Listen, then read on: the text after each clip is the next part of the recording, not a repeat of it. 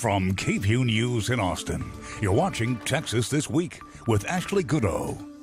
Good Sunday morning. Texas voters took to the polls Tuesday, setting several races for November and sending others to runoffs.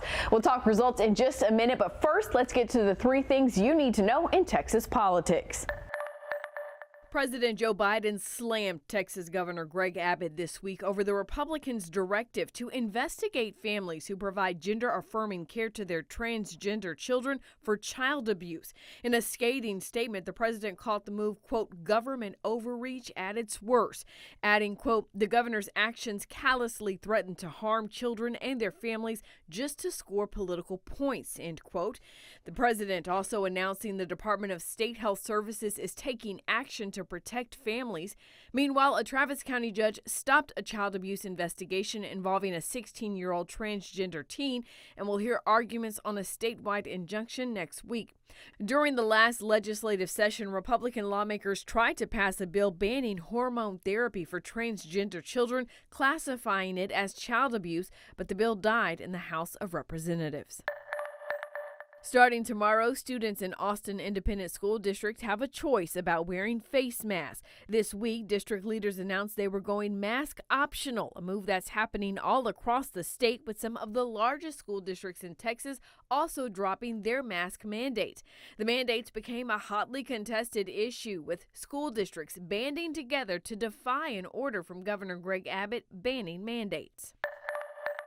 Tuesday was Election Day in Texas, but it seems a lot of Texans didn't get the memo. Roughly 17% of registered voters cast ballots in the election, according to data from the Secretary of State's office. Some good news, though. More people voted in the primary than the 2018 midterm. But the increase wasn't evenly distributed among the parties, with more Texans choosing to vote the Republican ticket. In fact, fewer ballots were cast in the Democratic primary than the Democratic midterm. But it's worth noting Texas voters don't have to register with the party and can vote in whichever primary they choose on Election Day.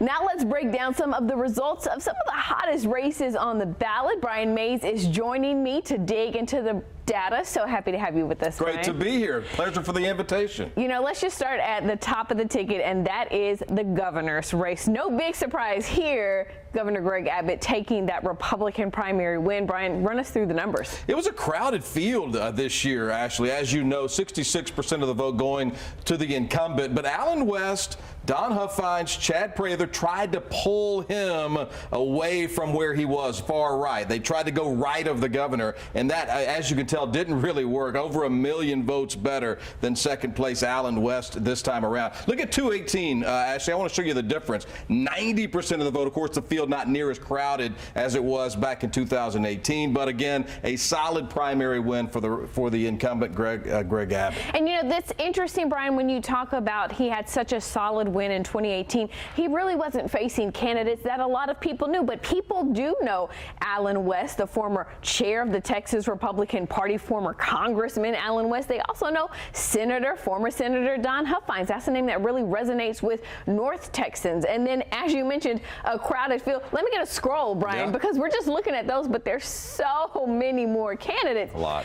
On the Democratic side, no big surprise there, right? Beto O'Rourke with a resounding win. I think the thing that jumped out to me, Ashley, with these two primaries, Republican, Democrat, is the number of total votes. Nearly 1 million more for the Republican primary as opposed to the Democratic primary. I don't know what that says statewide, Ashley, but a huge win for Beto O'Rourke, even though they had almost 1 million fewer votes on the Democratic side. So this is the thing that when you say, what does this really mean? Here's the big thing that I'm looking at what this means is if we go back to the gubernatorial side and you look at how many votes Governor Greg Abbott got. What's that total, Brian? 1.2 million. Right. Almost 1.3, right? Well, when you round almost it up. 1.3. But I want you to look at how many votes Beto O'Rourke, got, even though he had way more votes than everyone else. What's his total? The percentage a lot higher. You're right. 966,000 just for Beto O'Rourke. This is exactly what Democrats have to overcome in November. You have to be able to get your voters out to the polls. You have to give them a reason to vote. And we're going to see if Democrats are able to do that in November. Brian Mays and I are digging into the results of the Texas primary election. You heard us talk about the gubernatorial race. Let's talk about lieutenant governor. Brian, we can get through this one fairly quickly when we talk about the Republican primary. No big surprise there. Doesn't take very long, no. Dan Patrick with nearly 77% of the vote. Ashley, that's kind of how we expected it to go the entire state. The red color that Dan Patrick represents, you could see he was very dominant. Now, here is what some people were not expecting, though, and that is the Democratic race for lieutenant governor going to a runoff between Mike Collier, who was the Democratic candidate back in 2018 going against Lieutenant Governor Dan Patrick, and State Representative Michelle Beckley. Run us through their numbers, Brian. Michelle Beckley made a surge late. We really thought Carla Braley was going to do well in Harris County, and she did, but not quite good enough to catch up to Beckley. You can see there are about 19,000 votes separating the two. Beckley gets the nod. That should be an interesting runoff in May between those two. Indeed it is, and I'm going to tell you a couple of reasons why that is. So you have State Representative Michelle Beckley, who is running on the notion that she can win an election. She flipped her county seat in Denton County to become the state representative in the State House of Representatives. Meanwhile, Mike Collier came within about 5 points of beating Dan Patrick in 2018. So it really is going to be interesting to see how voters turn out. But take a look at that total votes. Yeah, again, less than 1 million total votes in this specific race. And so that means some people went in and voted for governor and didn't make a decision in the lieutenant governor's race. So that's really interesting. All right, let's get to definitely the hottest race of the election, and that is the Republican race for attorney general. And you have incumbent Ken Paxton heading to a runoff. That's right, but look at the discrepancy between first and second place here. We know Paxton didn't get to the 50% to avoid the runoff, but George P. Bush just about a little under 400,000 votes shy of where Paxton was. So a decent showing, but when it comes to just the two of them, Ashley, I'm curious to see how the state votes in May. And let's talk about why he wasn't able to get to 50%. He talked about this on election night. He's been tweeting about this, and it's all because of East Texas and Congressman Louis Gohmert. Some insiders, some political insiders saying Gohmert was recruited to run to chip away at Ken Paxton's base. And if that is true, it certainly did work. I would say Eva Guzman would say he did more than chip away. Look at there. He almost beat her in the race for third in that primary. He really did. And Eva Guzman, it was a surprise to see this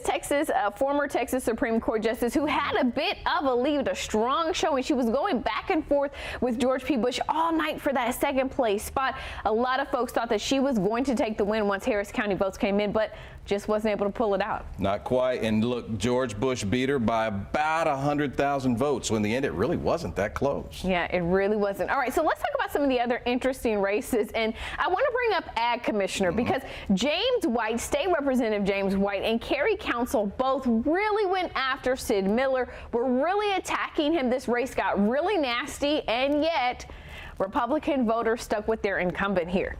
Look at Southeast Texas, Beaumont area, down there right around the Louisiana line. You can see a lot of yellow. That's James White. He did really well in Southeast Texas. Actually, that surprised me just a little bit. That is his district. He represents that part of Texas in terms of the state house. You know, he was taking a step away from the State House of Representatives to run for Ag Commissioner. In terms of who he's going to be going against, Sid Miller going against in November, this race is set overwhelmingly Democrats voting for Susan Hayes there. Yeah, over 800,000 votes. I want to talk about Congressional District 35. This is a pretty exciting race, and we're going to talk about the Democratic ticket here because this is Congressman Lloyd Dockett's current district. He is instead running for Congressional District 37, and no big surprise, or I guess I say no big surprise, but it is a bit surprising for a lot of people. Former Austin City Council member Greg Casar walking away with a big portion of the vote here. I thought that number, that's the difference between second and first, nearly 19,000 votes. That did surprise me a little bit. Yeah, I think a lot of people were expecting State Representative Eddie Rodriguez to pull in more votes. Unfortunately, that didn't happen. So we're running low on time, but there's one race I have got to talk about, and that is the state House seat for District 19, also heading to a runoff between former Austin City Council member Ellen Troxclair and Austin police officer Justin Berry, and they're really close. They're really, really close. Less than 1,000 votes separate them. That's going to be a runoff to watch for sure on the Republican side. Yeah, and this tells people right here, if you think your vote doesn't matter, exactly, your vote matters, because that is close in terms of voting. All right, well, you can find a full list of the results for the Texas primary election at KVUE.com. This has been Texas This Week.